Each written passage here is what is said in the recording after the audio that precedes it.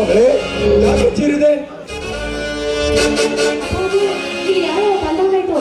ಎಂತ ಮಾತಾಡ್ತಿದ್ದೀಯಮ್ಮ? ಈ ಚಕ್ರವರ್ತಿಯ ಕೋಟೆ ಗೋಡೆಗಡೆ ಬಂದು ಯಾರು ನುಸುಳುವುದಂದ್ರೆ ಅದು ಅಸಂಭವದ ಮಾತು. ಏನೋ ಕೆಟ್ಟು ಕನಸು ಬಿದ್ದಿರ್ಬೇಕು. ಹೋಗಿ ಮಲ್ಕೋಗು.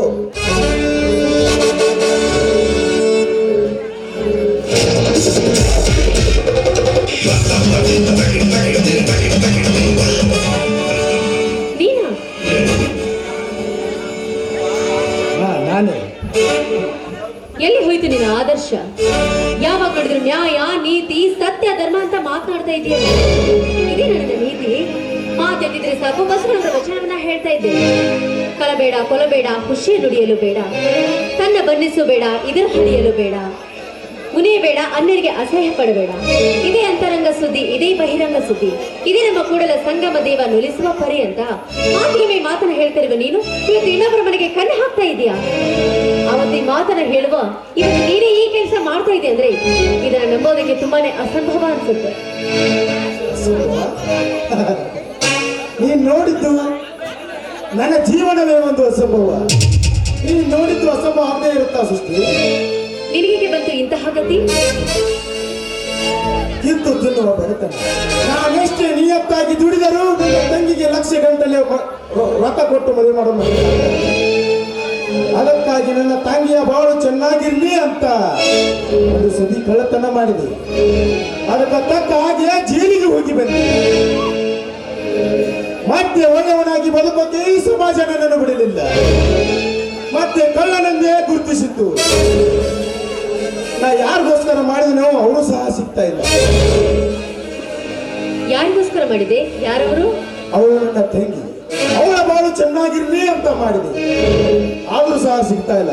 ಅವಳನ್ನು ದಿನ ಹುಡುಕಲು ಸ್ಥಳವೇ ಇಲ್ಲ. ಈ ಸಮಾಜವೇ ಹೀಗೆ. ಒಳ್ಳೆಯವರನ್ನ ಯಾವತ್ತೂ ಒಳ್ಳೆಯವರಾಗಿ ಬದುಕಲಿಕ್ಕೆ ಬಿಡೋದಿಲ್ಲ. ಆವಾಗ ನೋಡಿದ್ರೆ ನೀನೇ ಕಾಲೇಜ್ಗೆ ನಂಬರ್ 1 ಸ್ಟೂಡೆಂಟ್ ಆಗಿದ್ದೆ. ಇವತ್ತು ನಂಬರ್ 1 ಕಳ್ಳನಾಗಿದ್ದೀನಲ್ಲ ಸೃಷ್ಟಿ. ಇವತ್ತು ನಂಬರ್ 1 ಕಳ್ಳನಾಗಿದ್ದೀನಲ್ಲ.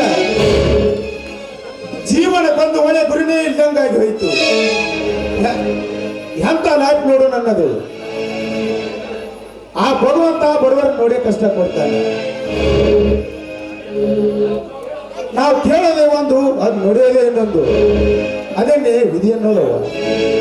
ನೋಡಿ ರವಿ, ಈ ಜೀವನ ತುಂಬಾನೇ ಪಾಠ ಕಲಿಸುತ್ತೆ. ಈ ಜೀವನದಲ್ಲಿ ಎಂತಹ ಕಷ್ಟಗಳು ಬಂದ್ರು ಅದನ್ನ ಎದುರಿಸಿ ನಿಲ್ಬೇಕು. ಆದ್ರೆ ಮಾತಿಗೊಮ್ಮೆ ನೀನೇ ಹೇಳ್ತಾ ಇದ್ದೆ, ಎಂತಹ ಪ್ರವಾಹ ಬಂದ್ರು ಸರಿ ಅದನ್ನ ಈಜಿ ಜಯಿಸ್ಬೇಕು ಅಂತ. ಬಂದಿದ್ದು ಪ್ರವಾಹ ಸೃಷ್ಟಿ, ಸುನಾಮಿ. ಈಜಕ್ಕಾಗದ ಸೋತು ಸುಣ್ಣವಾಗಿ ಹೋದೆ. ಈಗಲೂ ಕಾಲ ಮಿಂಚಿಲ್ಲ ರವಿ. ಈ ಜಗತ್ತಿಗೆ ದೊಡ್ಡ ಧರೋಡಿ ಕೂಡ ಎನಿಸಿಕೊಂಡಿರುವ ವಾಲ್ಮೀಕಿ ರಾಮಾಯಣ ಬರೆದು ಇಡೀ ಜಗತ್ತಿಗೆ ಪ್ರಸಿದ್ಧಿ ಆದ. ಅದೇ ರೀತಿ ನೀನು ಕೂಡ ಬದಲಾಗು, ಈ ಸಮಾಜಕ್ಕೆ ಒಂದು ಒಳ್ಳೆಯ ಮಾರ್ಗದರ್ಶಕನಾಗು. ಹೌದು ಸೃಷ್ಟಿ, ಬದಲಾಗಬೇಕೆಂಬ ತುಂಬಾ ಆಸೆ. ಆದ್ರೆ ನಾವು ಒಳ್ಳೆಯದನ್ನು ಮಾಡಿದರೆ ಪೊಲೀಸರು ಒಂದು ಹಿಡಿತಾರೆ, ಮಾಮೂಲಿ ವಸೂಲಿ ಮಾಡ್ತಾರೆ. ಅದೇ ಫೋಟೋ, ಅದೇ ಸ್ಟೇಷನ್, ಒಂಥರ ಛತ್ರ ಬೀರಿಸುವ ಮಾತೇನ ಸೃಷ್ಟಿ. ಹಾ, ನಾನು ಬರ್ತೀನಿ ಸೃಷ್ಟಿ. ನಿಂತ್ಕೋ ರವಿ. ಏನ್ ಸೃಷ್ಟಿ? ಅಲ್ಲ ರವಿ, ನೀನ್ ಕಷ್ಟಪಟ್ಟು ಕದ್ದಿರೋ ಆ ಗಂಟನೆ ಇಲ್ಲೇ ಬಿಟ್ಟು ಹೋಗ್ತಾ ಇದೀಯಾ?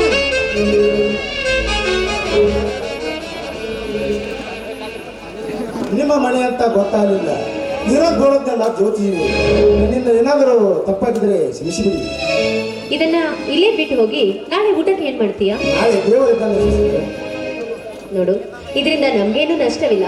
ಇದನ್ನ ನೀನೇ ತೆಗೆದುಕೊಂಡು ಹೋಗು. ಯಾಕಂದ್ರೆ ಇದು ಎಷ್ಟು ಜನರ ತಲೆ ಹೊಡೆದು ಗಳಿಸಿರೋ ದುಡ್ಡು ಯಾರಿಗೂ ಗೊತ್ತು. ಎಲ್ಲರೂ ಮನುಷ್ಯರ ತರ ವೇಷ ಹಾಕಿ ಬದುಕ್ತಾರೆ. ಆದ್ರೆ ಮನುಷ್ಯರಲ್ಲಿ ಮನುಷ್ಯರನ್ನ ಇವತ್ತು ನೋಡಿದೆ ಸೃಷ್ಟಿ. ನಾನು ಬರ್ತೀನಿ. ಗುಡ್ ನೈಟ್ ಸೃಷ್ಟಿ. Good night.